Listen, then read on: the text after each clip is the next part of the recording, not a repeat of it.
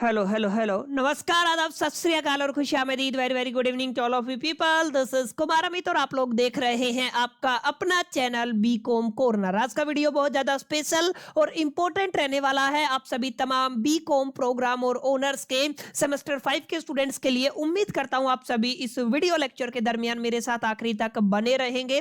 और हाँ, कंटेंट अगर आपको यूजफुल लगता है, वीडियो हेल्पफुल लगता है तो इस वीडियो को लाइक करके अपने तमाम दोस्तों के साथ शेयर जरूर करेंगे। बहरहाल विदाउट वेस्टिंग द टाइम चलिए शुरू करते हैं। माय डियर फ्रेंड्स, आज की वीडियो के अंदर जैसा कि आप सभी टाइटल और थंबनेल देख के आए हैं तो हम बात करने वाले हैं आपके one of the most important subject business economics को लेकर के। और बिजनेस इकोनॉमिक्स के अंदर माय डियर फ्रेंड्स दो ऐसी यूनिट हैं जो काफी छोटी हैं। अगर आप वेटेज वाइज भी बात करते हैं, नंबर ऑफ क्वेश्चंस की भी बात करते हैं, तो दो ऐसी यूनिट है जिनके अंदर आपको ज्यादा कुछ पढ़ने की जरूरत नहीं है और एक यूनिट तो ऐसी है जिसके अंदर आपको कुछ ज्यादा कुछ सोचने समझने की भी जरूरत नहीं है। मतलब कोई डिफरेंट कॉन्सेप्ट नहीं है, एक ऐसा कॉन्सेप्ट जो आपको अपने इर्द गिर्द देखने को मिलता है, जिसके बारे में हर एक व्यक्ति को, हर एक इंडिविजुअल को एक बेसिक जानकारी होती है और उसी बेसिक जानकारी के बिहा पे आपके फाइनल एग्जामिनेशन के अंदर उस यूनिट से क्वेश्चन पूछे जाते हैं। हम बात कर रहे हैं बिजनेस इकोनॉमिक्स की आखिरी यूनिट या आखिरी चैप्टर, आप लोग कुछ भी बोल दीजिए। हम 5वीं यूनिट की बात करेंगे बिजनेस इकोनॉमिक्स के अंदर, सेमेस्टर 5 के अंदर। इसके अंदर अगर आप लोग ध्यान से देखेंगे तो करीब करीब या 5 या 6 ऐसे क्वेश्चन है माय डियर फ्रेंड्स, जिनको अगर आप लोग तैयार कर लेते हैं तो आपके फाइनल एग्जामिनेशन के अंदर, गारंटेड फाइनल एग्जामिनेशन के अंदर कोई भी क्वेश्चन ऐसा नहीं होगा जो इन 5 या 6 क्वेश्चन से बाहर आएगा। तो आज की वीडियो के अंदर मैं आप सभी के साथ वो 5 और 6 क्वेश्चन शेयर करूंगा। उम्मीद करता हूं आप सभी तमाम क्वेश्चंस को अच्छे से प्रैक्टिस करेंगे। और हां, अगर आप लोग चाहते हैं इतनी छोटे यूनिट के लिए भी वन शॉट में आप सभी के लेके आऊं तो डेफिनेटली वीडियो के नीचे कमेंट जरूर कर दीजिएगा। और अगर आप पीडीएफ चाहते हैं तो साथ साथ हमारा टेलीग्राम चैनल ज्वाइन कर लीजिएगा। As soon as possible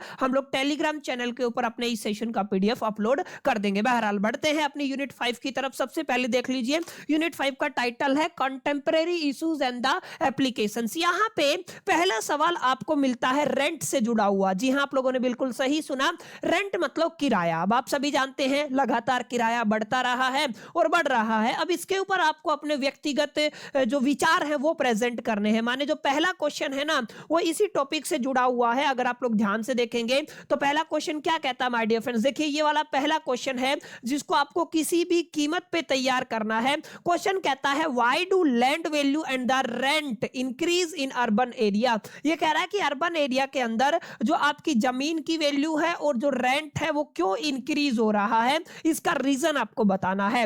why is rent control impose in the urban area, क्यों आपके अर्बन एरियाज के अंदर रेंट कंट्रोल इंपोज किया गया है, एंड विद व्हाट इफेक्ट्स, किस इफेक्ट्स के साथ इसको इंपोज किया गया है।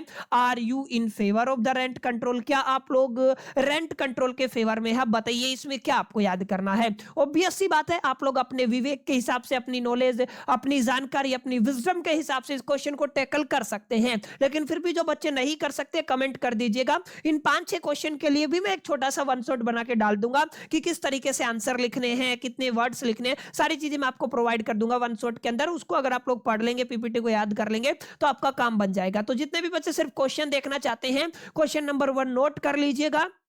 वही अगर आप लोग बात करते हैं क्वेश्चन नंबर 2 की, तो ये भी बहुत ज्यादा रिपीटेड और इस बार क्वेश्चन के एग्जामिनेशन में आने की प्रोबेबिलिटी ज्यादा रहने वाली है। आपको एक्सप्लेन करना है long run effect of the rent control. जो रेंट कंट्रोल है उसका लॉन्ग रन इफेक्ट क्या रहने वाला है। This is going to be very very easy and बहुत सिंपल सा सवाल है, इसको भी आपको तैयार करना है। अगर आप लोग बात करते हैं आपके क्वेश्चन नंबर 3 की, तो क्वेश्चन नंबर 3 के अंदर आपको बताना है पीक लोड प्राइस क्या होता है। मैं आपको कहूंगा इन तीनों चारों क्वेश्चन, 5 क्वेश्चन में अगर दी मोस्ट इंपोर्टेंट क्वेश्चन कोई रहने वाला है, very very very important question my dear friends ये रहेगा। बहुत हद तक इस बार भी इसके एग्जामिनेशन में आने की प्रोबेबिलिटी बन रही है, चांसेस, संभावना बन रही है, तो आप लोग इसको जरूर करके जाइएगा। पीक लोड प्राइसिंग क्या होता है, how can a public utility company can producing electricity to be better off by the following a policy of the peak load pricing then one of the uniform pricing. ठीक है, है, ये काफी important question, इसको पढ़ लीजिएगा।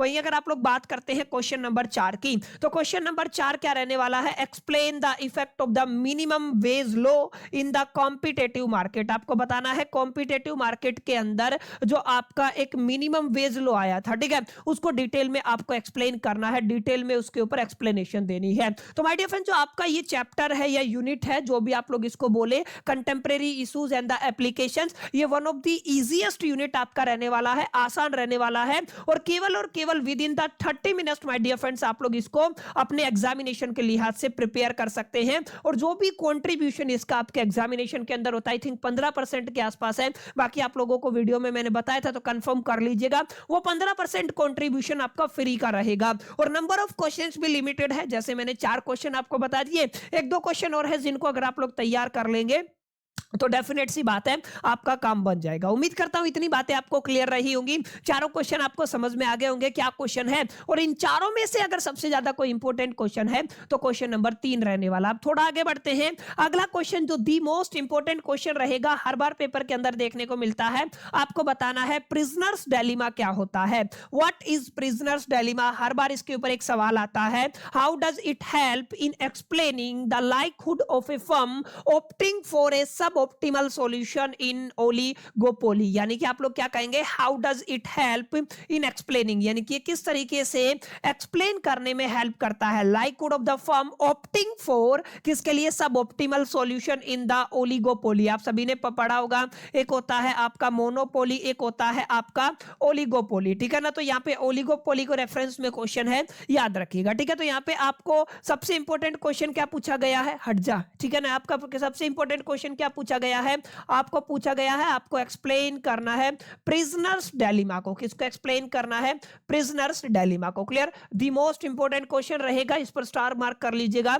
अगला question my dear friend, छठा क्वेश्चन है, जहां पे आपको रिप्रेजेंट या फिर एक्सप्लेनेशन तो देना है प्रिजनर्स डायलेमा का, लेकिन किसकी हेल्प से, कोई ना कोई गेम थ्योरी आप लोग ले लीजिएगा, ठीक है। आपसे पूछा गया है गेम थ्योरी को पकड़िए, और गेम थ्योरी के बिहा पे आपको जो आपका प्रिजनर्स डायलेमा है उसको एक्सप्लेन करना है, उसकी एक्सप्लेनेशन देनी है, उसको डिटेल में जाकर के एक्सप्लेन करना है। Bye difference total number of questions कितने बने, 4 प्लस में 2 कितने हो गए हैं, 6 क्वेश्चन हो गए हैं। 6 के अंदर भी मैंने बता दिया, जैसे आपका प्रिजनर्स डायलेमा कंफर्म है, यहां से सवाल आएगा ही आएगा। इससे पीछे हमने क्या किया, आपका पीक लोड प्राइसिंग हमने बात की, दोनों क्वेश्चन कंफर्म है, 2 क्वेश्चन तो आपके 101% कंफर्म है। सबसे ज्यादा इन्हीं के आने की प्रोबेबिलिटी, पॉसिबिलिटी, चांसेस, संभावना रहती है पेपर के अंदर। तो माय डियर फ्रेंड्स, केवल और केवल 6 सवाल कीजिए और 15% ले जाइए अपने पेपर का। और रिसेंटली मैंने अपनी यूनिट 1 अपलोड कर दी है अपने चैनल के ऊपर, 2 पार्ट्स के अंदर आई है, लेकिन जो बच्चे कंपाइल करके देखना चाहते हैं तो मैं टीम को बोलूंगा जो दोनों पार्ट है उनको इकट्ठा कर दे और चैनल पे अपलोड कर दे,